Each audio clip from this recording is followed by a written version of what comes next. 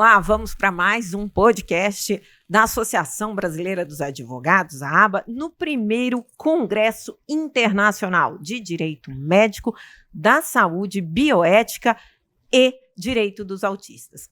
E hoje, agora, neste momento, porque vocês sabem que enquanto o congresso está rolando lá, a gente está aqui no podcast com as pessoas mais especiais desse evento, que são os nossos palestrantes, que são aquelas pessoas que a gente ama de paixão. E não seria menos do que doutora Giane Dantas e doutora Fernanda Nascimento, que eu amo, vocês não têm ideia, sim, como eu gosto dessas mulheres maravilhosas.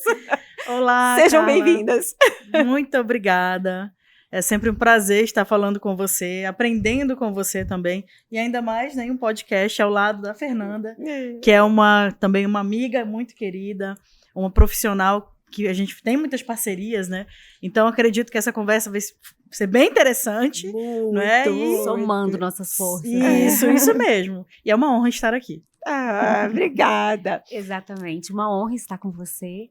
Esse momento de partilha, de fala, de contribuição, muito gostoso. Ah, que legal.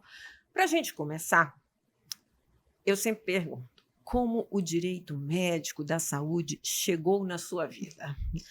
Eu vou tentar resumir. Né? Isso, resumo, porque o nosso tempo é curto aqui. Porque não foi uma Poder de situação, síntese. não foi uma situação típica, foi uma situação atípica. Eu entrei no direito médico após descobrir que eu estava com uma doença derivada do uso contínuo de um medicamento que eu deveria ter parado de usar. E aí eu comecei a estudar sobre erro de diagnóstico, porque eu queria processar o médico, entendeu? Então foi aí que eu comecei a estudar.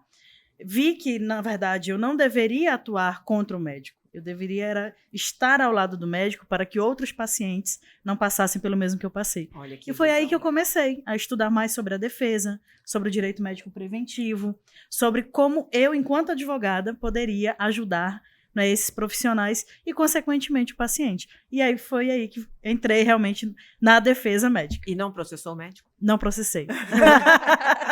Apenas conversei com ele. E hoje ele mudou a abordagem dele, né, nessa situação que aconteceu. Então foi importante, foi bem legal chegar para ele com tudo, né, já sabendo de tudo que aconteceu, entendendo e mostrando para ele realmente que é aquela questão que a gente sempre fala, o direito da informação. Que Como, né, peca Exato. o direito à informação, como o paciente, às vezes, ele entra em uma situação, né, ele se prejudica por não ter sido realmente devidamente informado. Então, são coisas básicas que, se a gente realmente investir nisso, se o advogado orientar e o médico fizer, né, exatamente cumprir com o seu direito de informação, os erros acontecem de maneira mais brandas, né, ou nem acontecem. Aham. Então, foi por aí, mais ou menos. Hoje acho que é o ponto mais crítico, né? Que é a questão do deveria informacional, né? Isso. Acho que. Mas antes da gente falar mais tecnicamente, doutora Fernanda, que é doutora, Duas né? vezes, né? 2 vezes, gente. Médica e advogada. Como é que é isso? Conta aí pra gente. A minha história ela foi um pouco diferente. Eu fiz primeiro medicina. E aí, na medicina, eu entendi que existia muita interligação entre o direito e a medicina. Questões voltadas à saúde, os próprios profissionais. E um professor muito querido, ele foi processado durante o tempo que eu estava como acadêmica. E aí, esse fato acabou fazer com que eu voltasse um olhar para o direito. E aí eu fui fazer uma especialização, assim, que eu me formei, e eu falei, uau, existe uma especialidade que é direito médico. Até então eu não sabia que existia o direito médico, eu sabia que o médico precisava saber mais sobre direito. E aí, a partir de então, eu fui me especializar em direito médico, falei, vou ser advogada também. E aí eu fiz a faculdade, e aí hoje eu trabalho trazendo essa conscientização da importância jurídica para os médicos, para a área da saúde como um todo. Olha, que legal. E hoje você é mais médica ou mais advogada? Eu sou mais médica, e como eu trabalho muito na área pericial, então eu consigo, na área pericial, fazer toda essa diferença.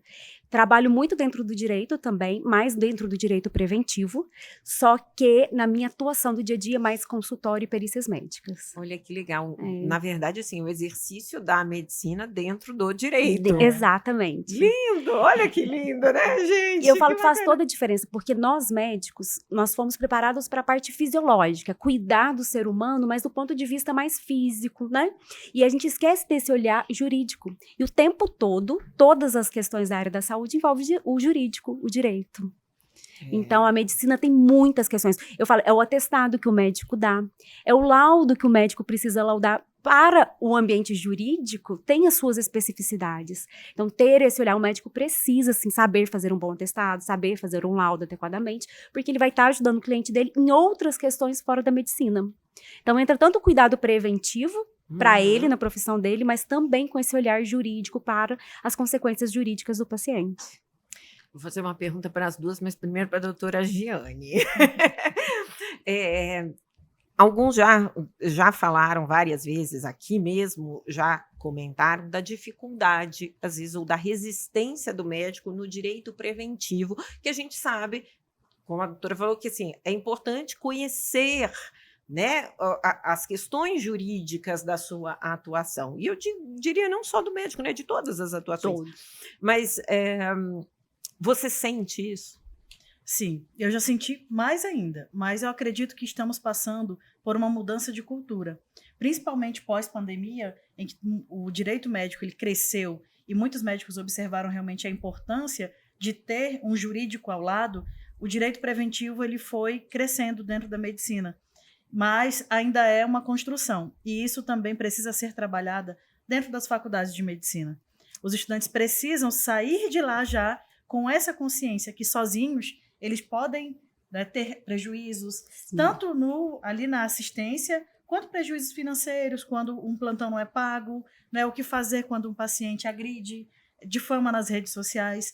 Então, o direito ele tem que estar na academia, né, de medicina. Ele tem que realmente E não está. Ainda não. Poucas faculdades, né, tem o advogado tem uma cadeira que ele vai dar aulas, até mesmo dentro da disciplina de humanidades médicas, né? Às vezes é um advogado que vai ministrar, então ele consegue já ali falar sobre os direitos do médico, os deveres, código de ética, né? Então a gente já consegue iniciar uma certa conscientização a partir daí. Porque antigamente nós tínhamos o direito, era medicina legal, acho que era, Sim. na faculdade de Direito e na faculdade de Medicina, né? Mas, assim, é uma vertente totalmente diferente, Sim, Diferente, né? exatamente. Não é é a mesma questão coisa. né, de questões jurídicas da Sim. sua atuação. Assim como a ética, né? Quando vocês estudam ética na faculdade, é só ali um pouco do código de ética mesmo. É né? voltado para o código de ética. Isso. Mas quando a gente pensa assim, ó, tudo vai estar envolvendo a questão jurídica, a publicidade médica. Claro. Sim. Já é um grande exemplo. Isso. Então, o cuidado preventivo, ele tem que acontecer de todas as formas. Seja pela publicidade, pela atuação dele. Essa semana mesmo eu recebi um médico, ele está 2 meses sem receber. Ele falou, Fernanda, você acha que vale a pena eu correr atrás desse dinheiro? Eu falei, mas é claro que vale 2 meses de salário. Então, nós, na medicina, eu falo que a gente trabalha muito, só que a gente não cuida dessas questões dos direitos e de deveres. Né? Então, é importante, sim, ter esse olhar jurídico, esse cuidado mais preventivo. Eu vou fazer a mesma pergunta que eu fiz à doutora Giane. Sim. No caso, você já era médica. Você teve essa mesma dificuldade dos seus colegas médicos lhe ouvirem falando, olha, precisa pensar na área preventivamente? Eu só não tive como eu tenho. Eu falo que o médico... mesmo? o médico, Mesmo ele só sendo tem... colega, assim. Sim, e eu falo, e às vezes falam assim, Fê, mas isso acontece mesmo? Eu falo, gente, é meu dia a dia. Porque pensa uma situação, quem é processado não sai falando, eu fui processado, nossa, fui processado. E é uma dor. É uma dor profunda. Então, ele vai guardar para ele e vai compartilhar com quem? Com o advogado dele. Os colegas não ficam sabendo. Então, as pessoas acham, os médicos acham que não acontece. Que acontece com minoria. E aí que vem a grande complicação. Eu falo, não, cada vez mais nós estamos tendo judicialização. Como eu trabalho na área pericial de erro médico, cada vez eu vejo mais médico errando. Nossos colegas estão errando, às vezes errando dever informacional. Não é o erro no exercício da medicina, muitas vezes, é no cuidado jurídico. No cuidado jurídico com o paciente. Porque Né? até a relação médico-paciente, a gente vê que hoje, de alguma forma, está mais difícil, né? Nós vamos aos médicos e a gente vê essa realidade. Então, eu falo para os colegas e eles ainda não acreditam. Depois que acontece, aí chega, nossa, por que eu não te ouvi? Exatamente. É igual mãe leva casaco, né? Exatamente. Leva o casaco, vai esfriar. Não, mas não tá, hoje tá muito quente, vai lá e esfria. Então é assim.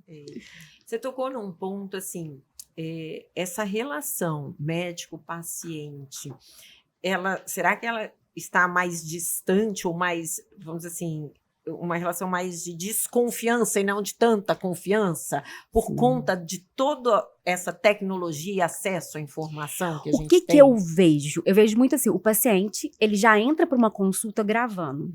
Pois é. Porque ele já não tem mais aquela confiança naquela boa relação. Porque, infelizmente, nós, como seres humanos, estamos cada vez mais frios. Então, a nossa relação interpessoal, ela é cada vez mais fria. Então, o paciente, ele já chega com uma certa restrição, e até porque ele vê os inúmeros erros. E aí, ele já chega respaldado. O médico, por sua vez, já tem que estar preparado para essa situação. Então, é a adequação do atendimento, a adequação na informação, nas condutas que vão ser tomadas. Hoje, o paciente vai para o Google, ele digita e ele já chega na consulta dizendo, doutor, eu tô com isso, isso e isso, e eu quero tomar isso, isso e isso. É a figura do paciente emancipado, né? Que a gente chama. Exato. Ele já chega, Gostei, né, totalmente imbuído de tudo. Ele já sabe tudo, ele sabe qual procedimento que tem que ser feito, o remédio que tem que ser feito. Então, ele vai contestar o médico, a conduta médica. Porque ele já é formado Sim. por Grey's Anatomy. Exato. Chat GPT agora. Vocês sabem que recentemente eu assisti uma palestra fantástica, inclusive, o advogado fez um comparativo. Ele colocou todas as séries de televisão, todos os filmes de medicina e foi pontuando cada um dos seriados e falando, olha, o seu paciente assiste isso daqui. É isso que ele acha da medicina. Exato. E o juiz também. Né? Exatamente. E o juiz também. Então, né, assim, a gente tem uma pré-formação, digamos assim. E aí o paciente já chega com essa cultura, né? Eu falo que de médico e louco, todos nós temos um pouco. Então, todo mundo acha que de alguma forma consegue medicar, ou consegue, seja pelas suas experiências pessoais, né? Ou pelo que ele assiste, pelo que ele vê. Então, isso daí realmente acaba passando por essa descredibilidade do médico. Então, eu falo que como que é resgatar isso? É trazer essa segurança para o paciente. Falar assim, olha, eu entendo que você tem essas dúvidas, eu entendo. Mas vamos acolher, porque na perícia, quando eu vou fazer esse estudo do suposto erro médico, aí eu sempre pergunto para o paciente, por que você está querendo processar o médico? E ele vem com uma dor que está relacionada na má relação médico-paciente. E não com erro. Eu já peguei paciente de falar assim, olha, de fato, eu identifiquei o erro, só que o erro é para esse profissional. Eu falar, não quero processar mais, porque para esse profissional, o que errou, ela tinha um carinho, uma estima, porque ele foi atencioso. Já recebi pai que perdeu o filho e falou assim, não, esse doutor aí não, ele esteve o tempo todo ao lado do meu filho. Mas tinha sido esse doutor que tecnicamente tinha errado. Então, pra gente ver a importância da relação interpessoal. Eu acho que o processo, ele nasce da insatisfação. Sim. Da dor que é gerada. Não só da violação do direito, mas da insatisfação, sobretudo. Exatamente. Doutora Giane, conta aqui pra gente, qual o caso mais emblemático que você já atendeu? Eu acredito que tenha sido na época da pandemia, enquanto eu estava à frente de uma cobrança de honorários médicos de todos os médicos que atendiam no hospital de campanha. Imagina você estar cuidando ali de um preventivo, eu já estava trabalhando com eles há alguns meses, a situação da pandemia já era uma situação delicada, caótica. A gente ainda não, estava sem saber qual era realmente o protocolo, né, adequado, ou se existia realmente um protocolo ou não. Havia falta de insumos, e aí veio 3 meses de atraso salarial. Uau! Eu tive que ir para dentro do hospital de campanha, junto com o promotor de justiça, para conversar com os médicos, toda paramentada, para que eles não parassem. Pedindo praticamente, pelo amor de Deus, continuem aqui, que a gente vai cobrar, a gente vai fazer de tudo e vocês vão receber. Não se preocupem que vocês vão receber. E esse não se preocupem demorou 2 anos. Foram 2 anos de batalha. Mas a partir dali eles passaram a receber pelo menos os meses Não, que eles estavam encerrou, trabalhando? depois de 3 meses de atraso, encerrou o hospital. Nós entramos com a ação e ficamos 2 anos cobrando, conseguimos bloquear, né, valores do Estado, mas ficou naquele, né, puxa para cá, puxa para lá. E passamos até no Fantástico, para ter noção. Uau! Nossa, Porque então já temos uma artista aqui! Porque foi uma situação realmente que envolveu também denúncias de desvio de verbas, denúncias de OSs. Então foi muito mais do que a gente esperava. Não foi apenas uma denúncia por atraso de salário. Foi um grande escândalo. Né? O né? que aconteceu Isso. para não ter aquele pagamento. Exatamente. Então, assim, todos os dias a gente tinha que ir ao fórum explicar também, porque, como você fala, a gente tem que explicar também para o nosso cliente que é médico de uma forma objetiva e clara. Porque o juridiquês é difícil. Sim. Imagina você explicar que tem 4 milhões bloqueado numa conta, mas o juiz ainda não liberou. É difícil, não é? E para um médico que está expondo a vida dele ali o tempo todo, né? E eles jogavam na nossa cara. Vocês prometeram. Eu falei assim, eu prometi, só não disse quando. Mas vai sair. E faz praticamente 1 ano que a gente conseguiu resolver essa situação, depois de muito empenho de várias forças, né? Sindicatos, Ministério Público e também do escritório à frente disso. Mas foi realmente, eu acho que o maior desafio, até porque tem muitas questões de saúde mental também envolvidas aí, porque você lidar, né, com essa cobrança excessiva é difícil, mas conseguimos resolver. Então, acho que foi o caso mais emblemático, né, até hoje, por conta também da quantidade de clientes e da repercussão que isso causou também no meio. Mas deu tudo certo, né? A doutora Fernanda falou dessa relação médico-paciente. E essa relação advogado-cliente? É uma situação delicada também, às vezes, que a gente tem que delimitar muito claramente no início. Né? Deixar claro, porque às vezes naquele anseio de fechar um contrato, você acaba prometendo tudo, né? Não, eu vou fazer tudo, nessa assessoria vai incluir tudo. E aí, esse tudo requer praticamente uma dedicação exclusiva para aquele cliente. E a gente vai conseguir dar essa mesma atenção para todos?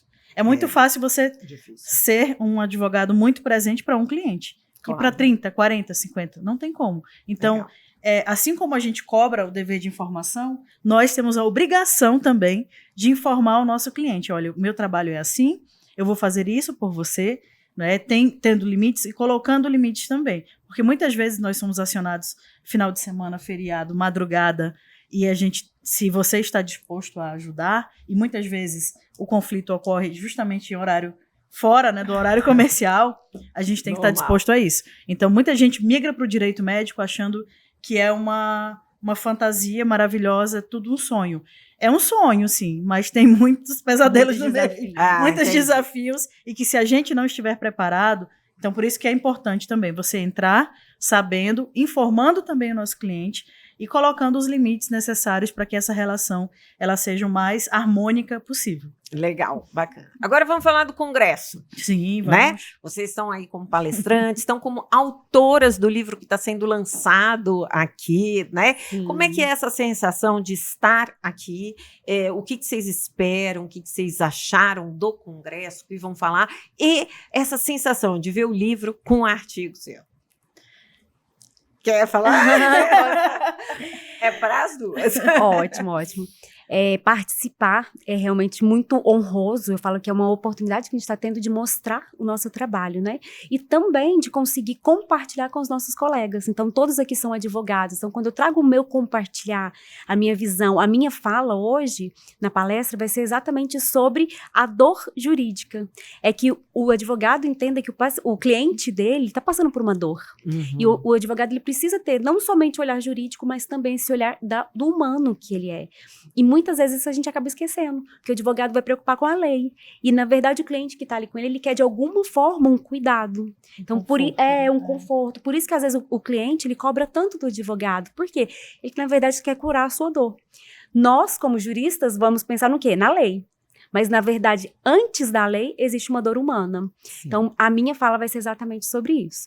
E escrever é sempre, nossa, é muito bom, né? Eu falo que se eu sei o que sei hoje, eu sei porque alguém escreveu, os meus professores me Sim. ensinaram. E quando eu me vejo nessa posição, eu falo, uau, daqui a pouco é alguém que vai estar se inspirando no que eu estou escrevendo. Sem dúvida. Então, é um caminho que eu estou aí adentrando com muita felicidade e espero conseguir investir Esse bastante. é o primeiro artigo? Não, você Não, já não é. escreveu Já escrevi, outros? Nós tivemos a participação no primeiro também. Ah, legal, Já é o bacana, nosso parabéns. segundo. Eu fico muito feliz também de estar aqui, até para poder encontrar muitas pessoas, amigos, colegas, Só assim que a gente advogados. se vê, né? Sim, porque vários vêm conversar com a gente. Olha, eu assisti uma palestra sua e me ajudou e resolvi uma situação. É muito bom isso, porque muitas vezes a gente acha que está falando para o vento.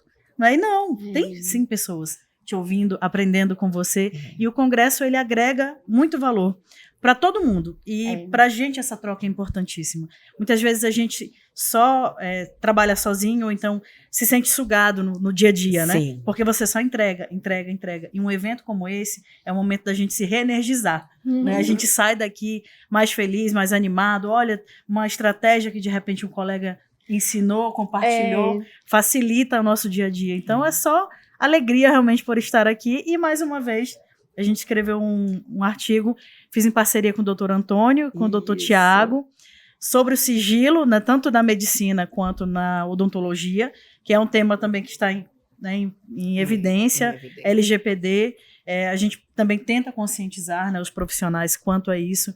É um desafio, Sim. Principalmente nas redes sociais, né, de estar adequado, totalmente adequado, mas estamos aqui também, né, o artigo fala muito sobre isso, sobre como, métodos, meios de como o profissional seguir, né, estar sim presente nas redes sociais, mas sem violar o sigilo e sem violar a LGPD também. Ah, que legal. E vocês também estão nas redes sociais, né? Sim. Fala aqui pra gente suas redes sociais pra gente divulgar aqui também. O meu é doutora Fernanda Nascimento. E lá eu trago um pouquinho sobre o cuidado com a saúde e também a parte pericial. E eu tenho trabalhado muito com a saúde mental dos profissionais. Porque eu falo, precisamos cuidar de quem cuida. Para que você consiga cuidar do outro, você precisa estar bem. Então, é também olhar para a saúde mental dos profissionais. Perfeito. E a minha é Giane Dantas ADV, lá eu produzo conteúdo para médicos e também para advogados que atuam no direito médico. E me sigam lá para... E é professora também, né? Tem o curso. A gente tenta compartilhar também, né, um pouco do dia a dia. Eu acho que isso é muito válido, né? Eu acho bem bacana vocês falando, a atuação aqui também no Congresso, porque o conhecimento precisa ser compartilhado, né, gente? Exato. É assim que a gente aprende também, né? Primeiro a gente se prepara, estuda, para depois ensinar. Né? Então, nosso tempo acabou, mas foi um grande prazer tê-las Todos aqui. nós. Muito obrigado, sucesso. E aproveitem muito o Congresso. Nós te agradecemos. É sempre um prazer estar com você, doutora Carla, e muito obrigada. Muitíssimo obrigada. Obrigada. Pessoal, até o próximo.